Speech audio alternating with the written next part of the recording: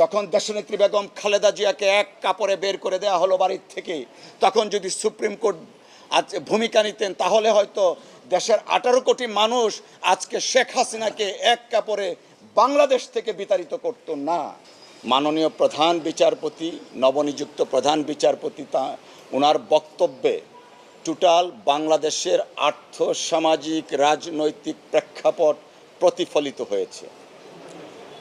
দেশে যে আইনের শাসন ছিল না, ন্যায় বিচার থেকে মানুষ বঞ্চিত ছিল, সেই বঞ্চিত ন্যায় বিচার ছিল শুধুমাত্র রাজনৈতিক কর্মী নয়, দেশের আপামর জনসাধারণ ন্যায় বিচার থেকে বঞ্চিত ছিল, যা অ্যাটর্নি জেনারেল সাহেব বলেছেন স্পষ্টভাবে। গুম, হত্যা, কোনো কিছুর প্রতিকার আনফর্চুনেটলি মহামান্য সুপ্রিম কোর্ট থেকে পাওয়া যায়নি কার্যত।